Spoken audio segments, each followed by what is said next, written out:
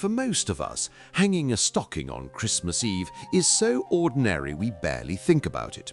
It's part of the ritual.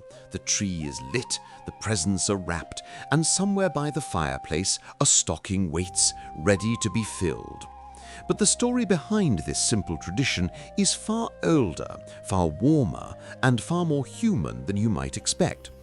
To find its beginning, we go back over 1600 years to the Eastern Mediterranean. Here lived a man whose acts of quiet generosity became the foundation of countless Christmas customs, Saint Nicholas. And while he appeared briefly in our earlier tale about chimneys, this story is entirely his own. Legend tells of a poor man with 3 daughters. Times were so hard that he couldn't provide them with a secure future. The worry weighed on him heavily. Nicholas, who was known locally for helping those in need, heard of the family's struggle. But he preferred to give secretly, without praise or attention. So one night he approached their home in silence. Inside, the daughters had washed their stockings and hung them by the fire to dry, which was perfectly normal in those days, long before radiators and drying racks. The warm hearth was the center of daily life, and clothes dried quickly in its glow. Nicholas, wanting to remain unseen, slipped a small bag of gold through the window. It dropped into one of the stockings by the fire. According to the story, he returned on 2 further nights, each time leaving another gift of gold. When the family discovered what had happened, they were overwhelmed with relief and gratitude. The kindness was anonymous, unexpected, and almost magical.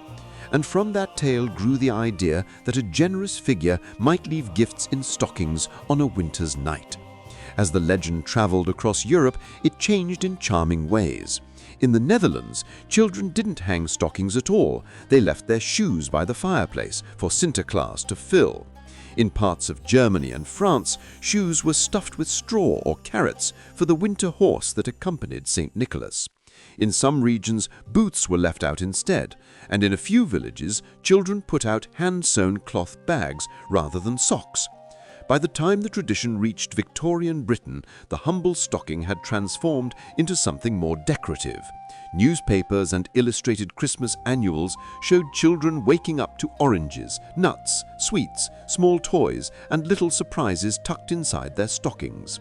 These were called stocking fillers, and they became a staple of Victorian festive celebrations. For many children, a filled stocking was the highlight of the season. As the 20th century arrived, the stocking took on its modern form, colorful, oversized, often felted or knitted, and hung up not out of necessity, but out of pure anticipation. Names were stitched or embroidered onto them, bright designs appeared in shops, and they became an essential part of the Christmas scene, a symbol of excitement and childhood wonder.